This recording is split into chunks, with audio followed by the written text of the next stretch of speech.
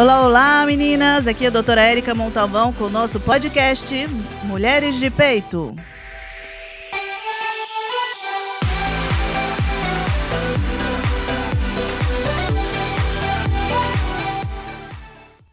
Olá, olá! Eu quero agradecer todo mundo que tem acompanhado a gente nesse podcast, agora também no YouTube, quem tiver interesse de assistir a gente, doutora Érica Montalvão, e no Spotify, Mulheres de Peito. Muito obrigada. Hoje a gente está aqui em companhia, né, do Dr. Gustavo Giovanetti, é um amigo meu antigo, né? A gente se conheceu faz bastante tempo, né? E o tema de hoje eu vou falar e ele vai me ajudar a corrigir, que eu acho que é importante a gente saber. Não tem o correto, na verdade. Tem formas de se falar e aí ele vai explicar. Nós vamos falar sobre atenção plena, mindfulness. Obrigada por você ter vindo, viu?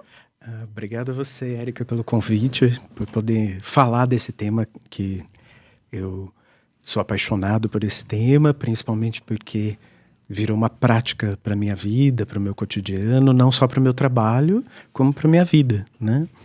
E o mindfulness, né? A gente pode chamar de mindfulness, atenção plena. O termo em inglês é mindfulness, né? Legal. Então, é o que eu estou mais acostumado a falar. Mas acho que a pergunta inicial... eu primeiro queria saber, conta de você um pouquinho aqui pra gente conhecer, né? Sim, Seu currículo é muito grande, eu não consigo falar. Bom, eu sou psiquiatra e psicoterapeuta, né? Eu trabalhei muitos anos na área de infância e adolescência, né? E trabalho agora há alguns anos, mais ou menos nos últimos 6 anos, além da psicoterapia, com as práticas relacionadas a mindfulness na aplicação da saúde, né? Então, eu tenho uma formação em mindfulness que eu fiz na Inglaterra, numa metodologia chamada Breathworks, que é ligada principalmente à ajuda de pessoas com dores crônicas e com situações de estresse, né? E tenho uma formação também como terapeuta focado na compaixão, além, né, dos meus trabalhos atuais, que são como psicoterapeuta. Eu trabalho no núcleo de cuidados integrativos do Hospital Sírio-Libanês, com mindfulness, né? E na Unifesp também desenvolvendo junto com uma equipe chamada Mindfulness e Movimentos de Integração, que é coordenado pelo professor Paulo Blois, lá na psiquiatria da Unifesp. E a gente está desenvolvendo agora uma disciplina de autocuidado para os estudantes de medicina. Fantástico, fantástico. A gente tem muito o que aprender aqui hoje e, lógico, a gente não vai aprender nem um cheiro desse trabalho, mas eu acho que vai dar para dar uma orientação e um passo adiante. Explica para a gente o que é mindfulness. Isso. Primeiro, é um conceito muito amplo, né? Então, a gente vê que muita gente conhece mais a partir do que a gente chama da tradição, que seriam as práticas religiosas, ligadas principalmente ao budismo, ao hinduísmo, ou às práticas religiosas orientais. E mais atualmente, talvez nos últimos 30 anos, esses conceitos foram sendo trabalhados dentro dos grupos de neurociência, de psicologia, dentro da medicina. E hoje a gente tem uma aplicação que a gente chama secular, ou laica, né? Uma aplicação ligada a uma forma não religiosa de aplicar essas técnicas e que pode alcançar um grupo muito grande de pessoas. O mindfulness, para mim, ele entrou na minha vida através das práticas religiosas. Então, muito antes, lá nos anos 90, quando eu me mudei para São Paulo para fazer a residência, comecei a frequentar as práticas de Zen budismo. E eu sei de uma história que você fez um curso com a monja, né? Fiz muitos anos atrás, acho que talvez ainda nos anos 90, final dos anos 90, fiz... Eu falei ela porque ela, pra gente, é a mais famosa. Isso, é a mais né? famosa. E ela é uma líder religiosa muito importante. E quando você é um líder religioso, você ensina dentro da prática religiosa, além do mindfulness, outras práticas a ver com a espiritualidade. Sim. Mas o mindfulness em si, depois dentro da aplicação da saúde, ele foi entendido, e ele é entendido hoje como um estado da mente. Um estado da mente e do corpo que tem a ver com atenção, né? Então, quando a gente, com intenção, com a nossa vontade, traz a atenção para o momento presente, né? E aceita ou reconhece o que está acontecendo, né? Numa atitude emocional, que a gente chama de gentileza ou de aceitação do que está acontecendo, isso pode te trazer um benefício, né? Ou uma possibilidade de sair de um modelo de resposta automático para o sofrimento, para os problemas, e por um estado de clareza da sua consciência, porque você está atento, porque você quer estar atento, você está com a intenção de estar atento no momento presente, talvez seja possível lidar melhor ou ter uma escolha um pouco mais sábia de como lidar com aquilo que está acontecendo, né?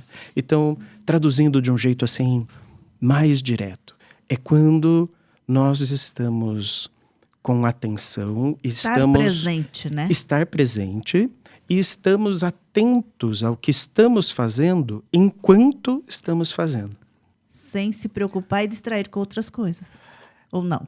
Não necessariamente, porque a atenção, que eu acho que é tudo, né? Em relação a tudo, né? Entendi. Existe também a atenção, que eu acho que estudando a atenção de uma maneira mais plena e ampla, a gente pode entender que existem formas de estar atento. Então a gente tem uma atenção mais ampla, mais panorâmica, que o tempo todo está checando se está tudo bem, o que pode acontecer, como eu posso cuidar de mim pelos eventos que estão por vir, né? Então, as preocupações do dia, as preocupações talvez maiores da vida, né? E a gente pode estar num estado de maior alerta, né? Um estado de atenção que é amplo e que é importante para que a gente se localize na vida, até no momento presente, e um estado de atenção mais focado, né? Quando a gente decide prestar atenção em uma atividade que a gente está fazendo. As duas formas de atenção são muito importantes para nós. Eu acho que a grande dificuldade e o trabalho do mindfulness seria a gente ter uma tomada de consciência onde estamos. Em que momento da atenção estamos? Estamos nessa atenção de alerta, de preocupação. Puxa, eu estou aqui. O que me trouxe aqui? Agora estou mais consciente. Que estou aqui, talvez, porque eu estou um pouco mais inseguro, um pouco mais com medo. Agora, gentilmente, eu vou trazer a minha atenção para o que eu estou fazendo. O que eu estou fazendo aqui? Conversando com a Érica. Então, essa possibilidade de uma tomada de atenção. E uma decisão. Então, essa ideia, talvez até um pouco romantizada, né? Que a gente, práticas como mindfulness, vamos nos deixar imune a situações, ou vamos nos deixar plenamente num estado de bem-estar quase inabalável. Esse acho que é um dos mitos desse tipo de prática, né? Então, a ideia é que a gente traga uma maior clareza. É um recurso. É um recurso possível a todas as pessoas. Sim. Algumas pessoas até têm isso geneticamente mais presente do que outras. Então, a gente tem estudos hoje que mostram que algumas pessoas naturalmente são mais atentas, mais presentes, e outras um pouco mais dispersas. A boa notícia é que a gente pode cuidar, cultivar um estado de atenção mais presente, que nos leva a uma maior conexão, tanto com a gente mesmo quanto com os outros. Então, ele não é um estado que nos leva, talvez, a um desligamento, um autocentramento. Eu acho que você fica mais até responsivo, não. Mas com responsabilidade. Isso. E a ideia, né, do mindfulness, tanto nas tradições religiosas quanto nas aplicações que hoje a gente tem na área da saúde, que é o que eu sou mais ligado, em recursos humanos, na educação, Verdade, nas a educação é escolas. importante. Né? Então, Tem um trabalho começando aí, não tem? Nas escolas ou não? aqui, acho que em São José dos Campos, onde a gente mora, tem. Mas a gente tem um trabalho muito mais bem estabelecido, por exemplo, na Inglaterra, onde já faz parte do currículo das crianças, como também já faz parte do Sistema Único de Saúde deles lá, né? A aplicação de mindfulness ou as práticas baseadas em mindfulness, né? Porque o mindfulness é esse estado de mente. Então, você tem formas de aprender, cultivar. Pode ser uma forma religiosa, se você se identifica com isso. Pode ser um programa voltado para um sofrimento específico seu, dor crônica, estresse. A gente tem hoje programas relacionados até a transtornos alimentares, né? A uso de substâncias ou aplicações com profissionais da saúde, psicólogos, médicos, que podem trazer as terapias baseadas em mindfulness ou compaixão para o seu consultório. E as respostas são melhores, né? Para melhora por exemplo, se for dor, melhora da dor ou até cura. Isso depende, né? Acho que a gente precisa tomar um cuidado até, né? Com não pode ser também, verdade. Até com a empolgação que a gente tem quando a gente sente algo tão bom quando a gente faz uma prática como essa, porque todas essas práticas e os estudos, elas estão ligados a melhora nos quadros juntos com o tratamento usual. Sim, não entendi. E tanto de dor crônica quanto para pacientes se recuperando de tratamento do câncer. Então, você tem programas específicos que ajudam a pessoa a ter uma melhor resposta dentro do tratamento habitual dela. Entendi. Ele não é um trabalho sozinho. Não é um trabalho sozinho. Isso é importante, então, a gente e nem relatar. Substitutivo de um trabalho tradicional. Perfeito. Então, uma pessoa que está num quadro de ansiedade ou de depressão, né, ela pode se beneficiar com tratamentos baseados em mindfulness. Ela pode se beneficiar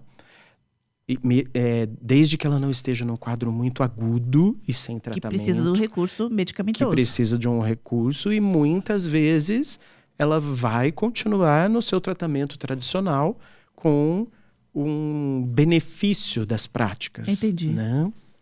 Entendi. E como que esse tema entrou na sua vida? Então, ele entrou, eu acho que entra, eu acho que na maioria das pessoas.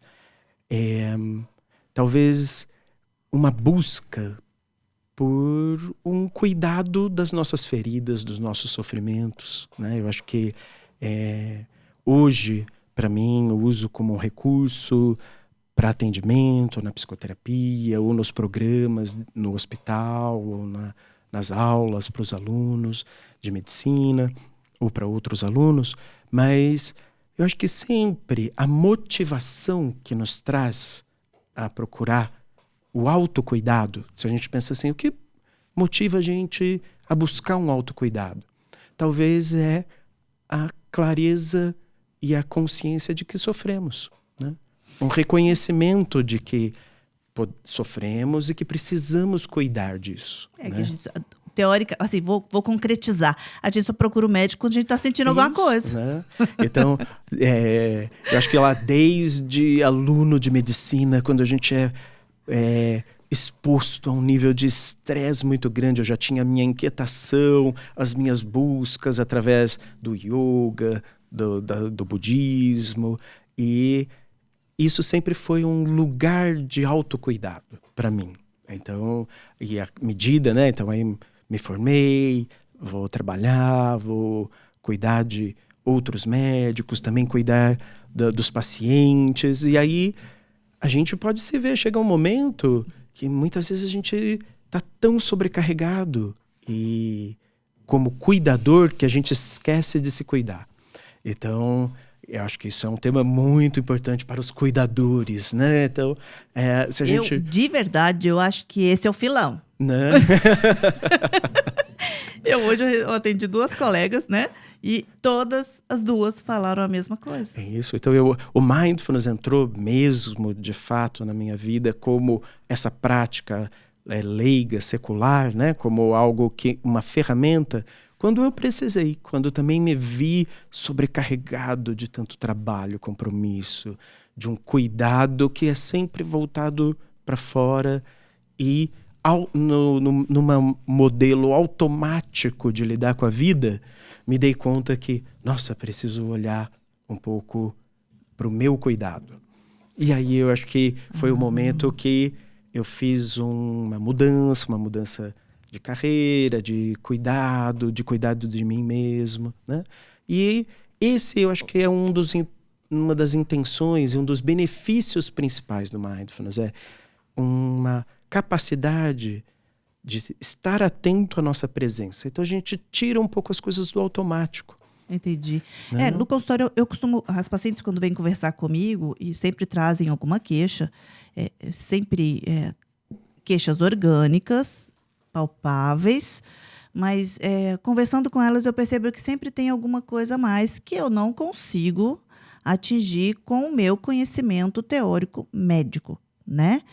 Mas, assim, como eu gosto um pouquinho dessa parte, não tenho estudo, e eu acabo entrando um pouquinho e falo assim, e aí, o que você está fazendo para você? E você, pessoa, o que você gosta? Porque aí a maioria responde, não sei. Não sei. E eu me incluo, tá? Agora não mais. Tanto assim, mas eu falo que é igual. Então, o que a gente tenta mostrar e que pode ajudar em todos os tratamentos, ajudar, foi o que você falou, foi até bom ter falado que não é substitutivo de tratamento, Isso. É suplementar e complementar. Isso. Né? Tanto um dos trabalhos que tem maior evidência científica que foi publicado no Lancet, de um grupo inglês que trabalha com depressão e mindfulness, um tipo específico de programa chamado MBCT, que é Mindfulness Based Cognitive Therapy, que é uma terapia cognitiva baseada em mindfulness, né? Que é voltado para pessoas que têm depressão. Então, mesmo que esse é um dos grupos do mundo que trabalha com a maior qualidade de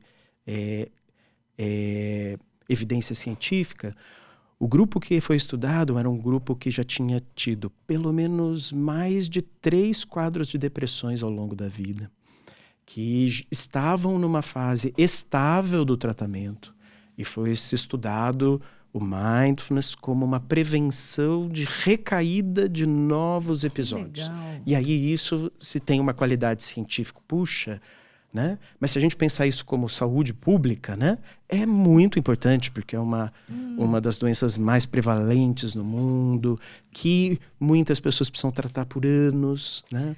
Então, se a gente pensar, né? Puxa, é uma evidência científica limitada, mas muito esperançosa. Então ela não é algo assim que vem como um substitutivo, algo mágico. Né? Não tem mágica nenhuma. Ele é algo que a gente precisa de dedicação, né? Precisa de empenho. Né? Eu fui fazendo uma pesquisinha bem rápida e vi que no Hospital das Clínicas tem, né, um ambulatório de mindfulness. Eu vou aprender até o final, juro! Na ginecologia, olha que bárbaro, mas com pacientes deles que já vêm com tratamento para tensão pré-menstrual, perimenopausa e depressão, que precisam ser tratadas as mulheres, mas a gente consegue melhorar os recursos do tratamento. Isso é importante o que você está falando, porque nós aqui, por sermos médicos, temos sempre esse recorte da saúde. Então a gente encontra mindfulness aplicado a empresas, mindfulness aplicado à educação, ao esporte, e que nós, em especial, temos esse recorte para a saúde, que geralmente são aplicações feitas por profissionais de saúde. Então, provavelmente lá no ambulatório, né, do HC, feito por psicólogos, outros profissionais ligados à saúde. Uma ginecologista puxou. Olha a hora que eu fui ver, eu fiquei curiosa para saber. Né? Aí eu fui dar uma olhadinha, era uma ginecologista que estava puxando, lógico que tinha psicólogo junto. Isso. Né? Porque o mindfulness e os elementos ligados à prática de mindfulness, que estão muito ligados a estados emocionais positivos. Tem um termo que a gente usa mais em inglês, que é loving kindness, que seria... Ela tem uma tradução em português um pouco questionável, que seria bondade amorosa. Mas seria um estado, quando a gente vai cultivando maior capacidade de estar presente, maior facilidade e flexibilidade em lidar com as situações, gradualmente a gente vai desenvolvendo estados emocionais talvez um pouco mais positivos, que a gente poderia dizer assim, mais receptivos, ou também uma maior capacidade de lidar com o nosso sofrimento, que seriam estados mais ligados à compaixão, a reconhecer o nosso sofrer, né? Não como algo que a gente quer expurgar de qualquer maneira ou Nunca negar, quero, né? Que às vezes a gente nega o nosso sofrer e aí as nossas dificuldades elas só se mostram quando a gente fica realmente fisicamente doente ou mentalmente doente. De alguma forma, né? tem que aparecer, né? E quando a gente desenvolve uma relação um pouco mais saudável com a nossa presença, com quem nós somos, com aquilo que está acontecendo com a gente, talvez a gente possa desenvolver um estado maior de clareza, de consciência, tanto para aquilo que eu tenho intenção e valores em relação à vida, como também aquilo que me faz sofrer, aquilo que me machuca ou aquilo que me fere, e poder cuidar disso, ter atenção, consciência e uma atitude positiva ou gentil para cuidar do sofrimento Seu e dos outros. E dos outros. Isso, a compaixão é um Isso é que é reconhecimento, né, do sofrer em nós e do sofrer em outro, e como a gente, de uma maneira... compartilhamos esse estar no mundo. Tem alguma estatística, você que está nessa área, que mostra o quanto quem pratica esse... É o quê? É uma técnica? Que eu posso dizer? É um grupo, né, de habilidades que a gente desenvolve para estar presentes. A meditação, por exemplo, é uma das formas de cultivar isso. Mas a gente tem movimentos conscientes, mais parecidos com movimentos do yoga, do tai chi. Dentro dos grupos que trabalham com essa técnica, tem alguma estatística que mostra de grupos que foram estudados de respostas positivas em relação àquele grupo? E os estudos, eles são feitos a partir de programas específicos. Então, são o que a gente chama os programas baseados em mindfulness. É o que muita gente conhece como o programa de 8 semanas. Que ele é um programa que foi desenvolvido há mais ou menos... O primeiro programa foi desenvolvido por um neurocientista muito importante na história do mindfulness, que é o Jon Kabat-Zinn, que lá em 1979 organizou, a partir das práticas dele... espirituais e as práticas relacionadas à tradição budista, desenvolveu um protocolo que poderia ser estudado dentro da universidade com pacientes inicialmente com dor crônica. E aí ele montou isso e montou depois um programa que chama MBSR, ou Mindfulness Based Stress Reduction, ou um programa baseado em mindfulness para redução do estresse. Então, esses programas, eles são feitos com recursos onde a meditação está lá presente, a psicoeducação para o estresse está lá presente, né? Movimentos conscientes estão lá presentes. Então, é um grupo de práticas que durante 8 semanas a pessoa se envolve. Então, os estudos mostram o quê? Que há benefício de você participar de um programa desse já ao final das 8 semanas. Há benefícios para a saúde, tanto emocional quanto para a saúde física. Então você tem uma ativação, uma mudança da sua fisiologia, né? Então, porque quando a gente está sobre estresse, a gente tem uma fisiologia ligada ao estresse. Reações químicas. Né? E isso é um estado de hipervigilância, né? uma tensão muscular maior, uma aceleração cardíaca maior, um estado onde eu tenho uma reação muito imediata a qualquer situação que possa sentir algo pode me prejudicar. E quando a gente está nisso cronicamente, né? Por exemplo, o celular deixa a gente assim. Total. Né?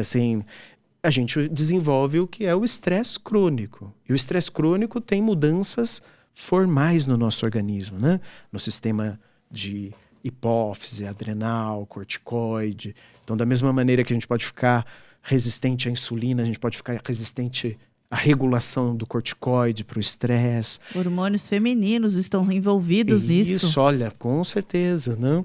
Então, o mindfulness, assim, a gente já percebe, e tem grupos estudando isso, que há uma mudança de padrão, tanto neurológico quanto metabólico, para outros estados fisiológicos, de uma menor frequência respiratória, cardíaca, um estado menos reativo a essa situação de ameaça. Então, e tem alguns estudos com monges que meditam há muitos anos. Uma dúvida. E aí, né? Só para completar. Então, esses praticantes de longa data, eles podem até ter mudanças mais estruturais. É isso que eu ia perguntar. Isso, mais estruturais no cérebro e na fisiologia. E é visível, é perceptível as respostas. Isso, mas isso também, de novo, não é uma dedicação ao longo de muito tempo. Sim. E é uma dedicação não só, né, religiosa, sim, mas também uma dedicação principalmente ao viver. Então, mindfulness está muito ligado à consciência, clareza da consciência da nossa presença, do nosso momento, né? Está ligado à capacidade de, ao invés de reagir a tudo que eu me sinto ameaçado, ou me sinto em ameaças internas e externas, né? Então, a gente pode se sentir ameaçado por um pensamento, por uma crença, verdade, por uma emoção, né? Então,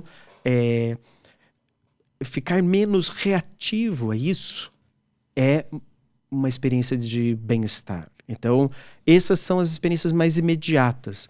As experiências ou mudanças mais a longo prazo, de pessoas que têm isso como uma prática cotidiana, a longo prazo, elas podem aí realmente conscientemente e ter mudanças nas vias neuronais, né? Porque a gente acaba fazendo uma mudança de perspectiva, né? Puxa, como isso se aplica na prática, né? Então, conversar olhando para alguém nos olhos, desviando menos a atenção, estando mais presente numa conversa, faz com que a gente desenvolva um estado de presença maior. Então, mindfulness não é só a gente ficar sentado, meditando, sim, com atenção na respiração. É ativo, né? É uma prática ligada à nossa vida, né? Então, é estar mais presente na vida. Tem uma pesquisadora americana muito importante, chamada Amit Jha, né? Ela é uma pesquisadora lá dos Estados Unidos, e que trabalha a atenção, que trabalha mindfulness, tem um programa específico dela, e ela trabalha só com pessoas de alta demanda no trabalho. Então, mariners, estudantes de medicina, bombeiros, pessoas que precisam de um foco e uma atenção constante e precisam de tanto desse foco que elas entram em sobrecarga do foco, e aí não conseguem mais prestar atenção, né? Aí elas se sobrecarregam pelo nível de estresse que é exigido, né? Então, ela diz assim, quanto tempo a gente precisa para se envolver em práticas relacionadas a mindfulness, além da nossa vida que já é sobrecarregada, né? Então, no livro dela, que chama Peak Mind, que são mentes que vivem em situações extremas, né? De exigência, fala assim, 0 tempo a mais. Se você trouxer a sua atenção ao que você já faz, você está praticando uma nova perspectiva de atenção, né? Então, lógico que se você desenvolver uma prática de meditação, você vai ter um benefício maior. Mas trazer atenção ao relacionamento com o seu filho, com a sua esposa. Perfeito. Para mim, você chegou no ponto-chave. Tomar o seu banho atento. Falar, agora vou desligar o celular porque eu estou me cuidando, estou atento ao que eu estou fazendo. No cotidiano, no dia a dia, para todo mundo, onde você poderia aplicar isso praticamente? Isso. Né? Esse é a ideia, ou uma das intenções principais, é que a gente traga, né? Então, esses programas, principalmente os programas mais baseados em conhecimento científico, né, que não estão ligados, né? E eu friso isso porque eu justamente respeito muito a busca espiritual de alguém. Então, lógico, quando alguém me procura e fala, puxa, a minha busca é mais espiritual, aí eu falo, puxa, então você está precisando de um monge, né? Porque ele é que pode te trazer esse caminho. Eu, como um profissional da saúde, acho que eu vou te trazer mais benefício aplicado à vida cotidiana, mas que também vai te trazer uma maior conexão com a vida, né? Então essa é a intenção, a gente estar mais presente na vida. Então, e tem um estudo muito famoso que foi feito lá pelo pessoal da Harvard, que ficou estudando quanto tempo a gente passa atento ao que a gente faz, né? Então tem um número ali feito por esse estudo bastante tradicional. Estatístico, né? Que 47% do tempo a gente passa distraído. Mesmo quando a gente está realizando as nossas tarefas, né? Olha. Então isso é interessante por quê? Porque o estado distraído, então, não é um estado errado da mente. Ele é só um estado da mente. Então, um estado distraído também pode me trazer algo benefício. Eu estou checando o meu ambiente, eu estou também reconhecendo o que está no meu entorno. Mas o problema é quando a gente não tem consciência que a gente está distraído, ou que a gente perde a atenção ou a clareza daquilo que a gente está fazendo. Então, mesmo quando a gente está desenvolvendo uma tarefa que às vezes, brincar com o filho, quantas vezes a nossa mente se perde daquilo. E a gente esquece que estava ali brincando. Isso. Então, mindfulness tem a ver com essa gentileza que a gente desenvolve por nós mesmos. Fala assim, nossa, me distraí. Deixa eu voltar aqui para olhar meu filho. E aí né? Então é esse retorno. É esse retorno desse estado que algo me levou para fora da brincadeira com meu filho. E agora fala assim, opa, não estou mais aqui. Então, Gustavo, tudo bem, vamos voltar a brincar, vamos voltar a olhar para o olho dele, né? Então, criança é um exemplo muito bom, né? Porque a maior parte do tempo que eles chamam ou nos provocam, o que eles estão querendo é justamente a nossa atenção, né? Então, a maior parte do tempo, o que eles precisam é do nosso olhar, da nossa atenção. Então, o mindfulness seria a capacidade de eu perceber que eu fui embora. Nossa, não estou mais aqui brincando. E falar, tudo bem, então eu escolho, eu tenho consciência, eu tenho a intenção de voltar a minha atenção de novo para a brincadeira aqui com meu filho. Consciente.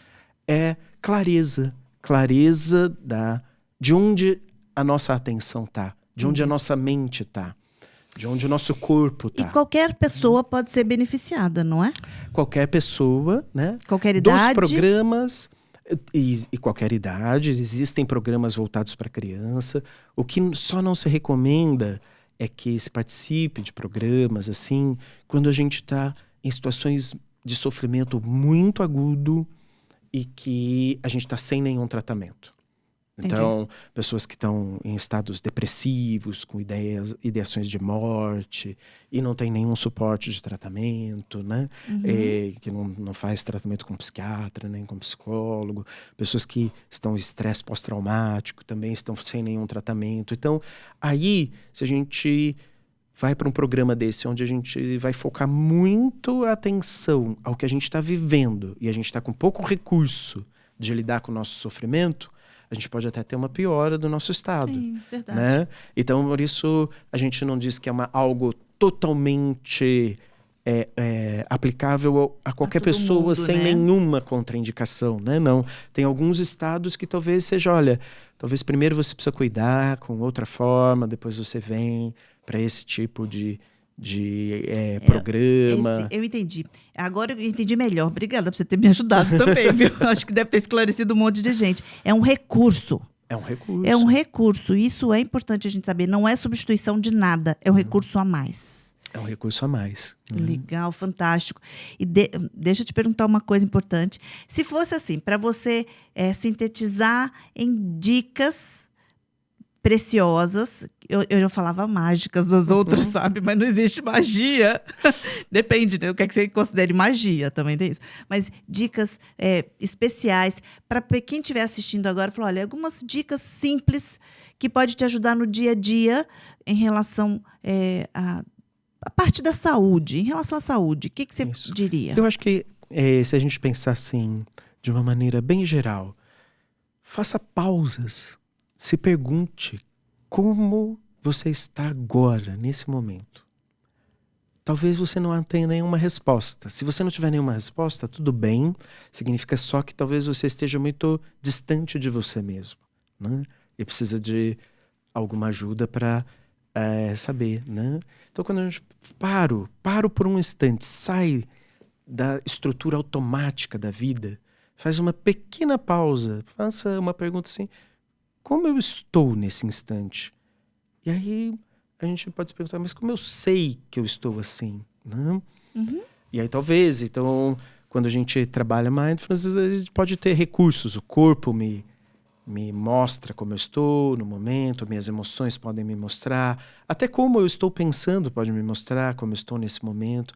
Mas se a gente começa a fazer pausas e nos perguntar como eu estou nesse instante, onde está a minha atenção agora, nesse instante, né? Só de a gente fazer essa pausa por alguns segundos que sejam, talvez é uma maneira da gente se cuidar, né? Talvez não seja suficiente para o tamanho do sofrimento que você está tendo. Então, talvez você vai precisar procurar uma ajuda, né? Sim. Mas se a gente pudesse iniciar, como eu cuido de mim? Pergunte, como você está agora? Né? Faça uma pausa. Tem uma gente pequena que pausa. Se a né? gente pergunta assim no consultório, já começa a chorar. Isso, então, né? É muito incrível isso. Olha... talvez, você deve viver mais do que eu, isso, né? Como o meu consultório é de psicoterapia, ele é mais ligado a essas emoções. Eu gosto de também falar um pouquinho, sem conhecimento, nem me põe aos seus pés, pelo amor de Deus. Que isso? Mas assim, por gosto mesmo e perceber o que o outro está sentindo para eu tentar de ajudar ou até encaminhar. Isso, e até por reconhecer que tem alguém ali sofrendo, né? Então, essa é uma coisa muito interessante cá entre nós, né? Nas nossas... dividir as nossas experiências de médico, né? Quantos colegas que a gente percebe assim que não perguntam porque eles sabem que a pessoa está sofrendo, mas não sabem lidar com o que ela vai falar, né? Verdade. Então, assim, a pessoa fala assim, acho que esse cara aqui tá com um problema, eu vou mandar logo pro psiquiatra. Olha, eu acho que você tem que montar um programa para médico pra gente. Já tivemos lá no hospital, lá no Hospital Sírio-Libanês, a gente tem programas voltados só para cuidadores, né? Então a gente tem um projeto lá, chama Cuidar de Quem Cuida, né? Com um programa de mindfulness voltado para cuidadores em geral, para médicos, enfermeiros, todos os cuidadores. Isso, né? O cuidador, ele muitas vezes tem uma dificuldade de olhar para aquilo que incomoda, né? A gente vai empurrando para debaixo do tapete e tocando barco, até que o corpo sente. Não é assim? E o corpo e a mente, e a emoção, tudo, né? Olha, meu pai do céu, é tanta informação que a gente tem aqui boa. Eu queria perguntar um monte de coisa, mas eu sei que vocês não vão ter paciência de ouvir tudo que eu quero saber. Então, nós vamos fazer outro encontro desse. Eu tenho um monte de coisa na minha cabeça aqui querendo perguntar, mas eu não posso. Eu tenho um recurso a respeitar, criançada. Mas eu queria te agradecer demais da conta. Esclareceu para mim. Imagina para quem não vive, né, nesse ritmo seu, né, com esse recurso. É fantástico. E para saber que qualquer um pode ter esse recurso, sem contraindicações e ressalvas, lógico, algumas pessoas têm, como você comentou, mas é importante, é ajuda. É ajuda, né? É uma busca. Eu acho que nesses tempos onde tudo parece tão rápido, que a gente está sempre devendo, né, para nossos compromissos. Você falou a verdade, devendo, né? o tempo Então, inteiro. esse estado de mente que a gente está sempre em dívida com algo e a gente é sobrecarregado por informação que parece que a gente está devendo mais ainda, né? Então a gente vai para as redes sociais e fala, nossa, mas aí as pessoas conseguem fazer mais coisas ainda, ou se sentem tão felizes e eu não consigo. Então essa pausa, ela respeita inclusive a nossa dor, o nosso sofrimento, Sim. né? O nosso tempo de estar bem e o nosso tempo de cuidar de não estar bem. Essa perguntinha que você falou, eu achei fantástica. Como é que você se sente? Como que você tá? Nesse instante. Nesse instante. É importante, né? Nesse instante, né? Fantástico. Então, assim, eu acho que para fechar, eu quero que você deixe essa frasezinha, repita ela para mim, para todo mundo ouvir. Eu também vou guardar para mim, para a gente poder perceber, se perceber. Isso, como eu estou me sentindo agora, né? E aí, se ouça no recurso que você tiver. Se tiver muito perdido, busque ajuda, né? Se tiver muito difícil responder isso, talvez chegou o momento de pedir uma ajuda, não só no Mindfulness, né? A gente está aqui falando de Mindfulness, mas nós estamos falando de saúde mental de uma maneira mais ampla, né? De conexão com a família, né? Puxa, pedir ajuda para alguém que está do nosso lado, né? Às vezes a gente pede ajuda... E não é vergonha nenhuma. Para o marido, a esposa, o pai, a mãe, um irmão, colega de trabalho que às vezes está mais tempo, né? Juntos, né? Às vezes assim durante o dia, pelo menos. Sentiu um conflito ali, se abrir, né? Gustavo. Obrigada. Olha, foi um prazer conversar com você, Érica. Uma delícia, né? A gente vai ter que voltar outras vezes. Vamos. Nessa brincadeira, a gente já falou quase 50 minutos. Meu Deus. Obrigada mesmo, tá? Eu sei que a gente tem outro tema para vir, então já vou botar na gaveta. Porque a gente já vai agendar. Então tá bom. Beijo, fica com Deus. Olha, obrigado a todos que estiveram aqui ouvindo a gente. Ai, vão ouvir mesmo, com certeza. Com paciência e tranquilidade. E aonde que pode te achar? Rede social? Como é que é? Pode me achar no Instagram, no Facebook. Como que tá? Gustavo Giovanetti, né? O Giovanetti são 2 N's, 2 T's e I no final. E aí me acha lá, bota meu nome e já me acha lá nas redes sociais. Perfeito, obrigada. Obrigado você, Érica.